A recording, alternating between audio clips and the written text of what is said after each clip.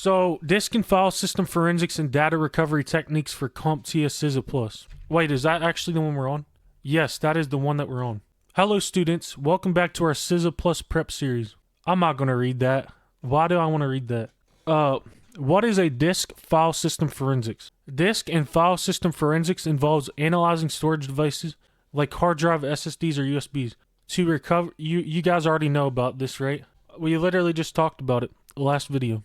The CySA Plus exam tests your ability to understand file system structure and how data is stored, recover data using forensic tools and techniques, maintain evidence integrity for legal admissibility, apply these skills in incident response and threat analysis. We have different file systems: FAT32, NTFS, X4, and APFS for Apple. So I wanted to get more to the commands, not this stuff, but we'll go over this, right? Data persistence, even deleted files often remain on the disk until they are overwritten. So, I mean, you could go delete something in the recycle bin. It's still not deleted because it hasn't been overwritten, right? Metadata analysis. File systems store metadata, e.g. timestamps, file ownership, that can reveal user activity or attack timelines. Partition structure. Disks are divided into partitions using MBR or GPT. Knowing the partition layout helps you navigate the disk. Slack space and unallocated space. These areas contain remnants of deleted files or hidden data critical for investigations. So what these forensic analysts will do is they'll go try and recover those deleted files, right? Data recovery techniques.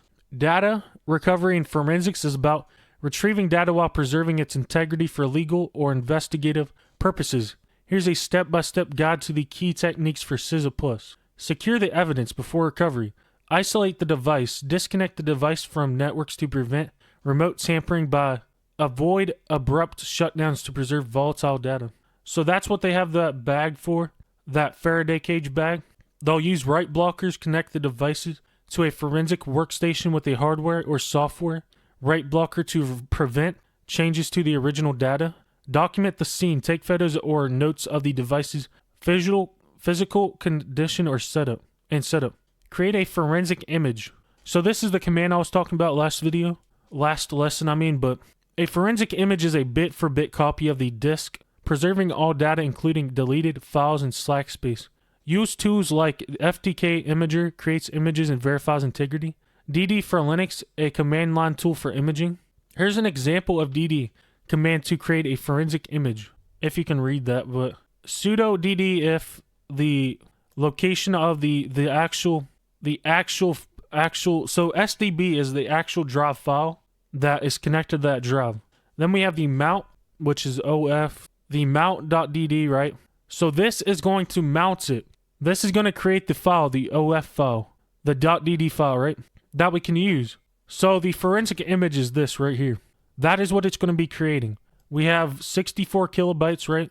We're converting with no error and we're syncing it. This copies the entire dev SDB drive to a file called case002 image.dd, ensuring no data is skipped even if errors occur. Then, we have this Python script that could sort of confirm the images matches the original hash, right?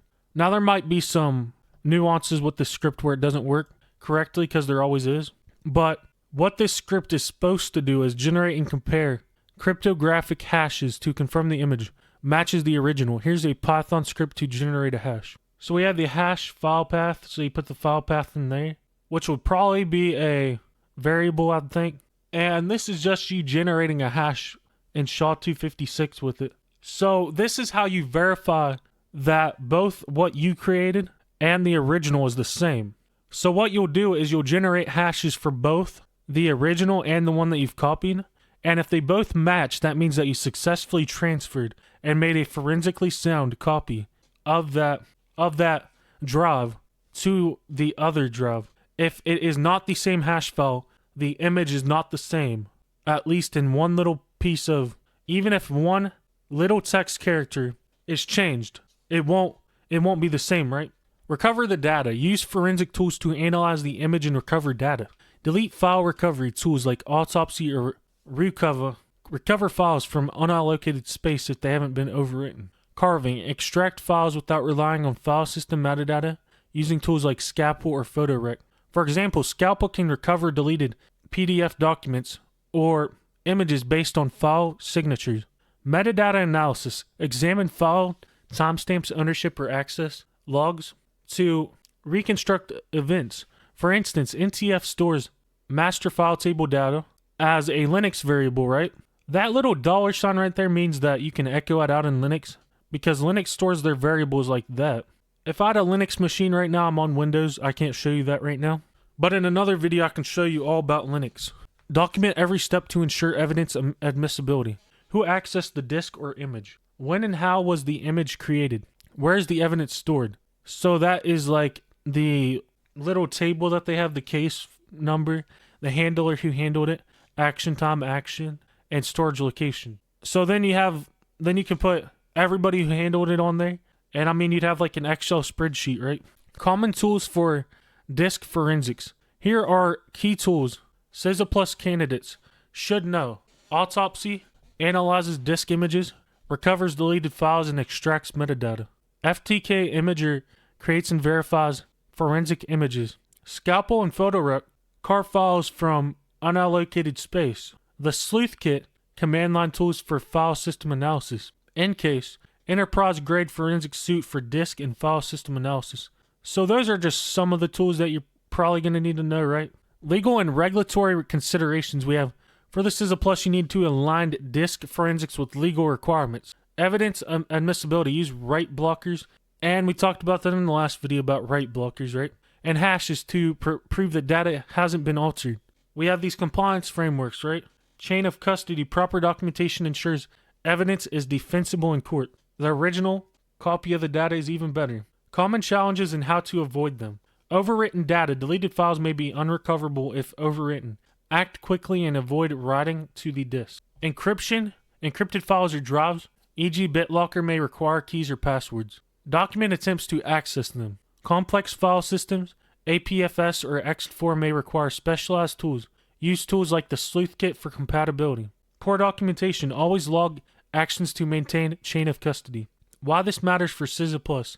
The CySA Plus exam tests your ability to analyze file systems to recover evidence, use forensic tools to create images and extract data, ensure evidence integrity for legal proceedings, apply data recovery and incident response scenarios.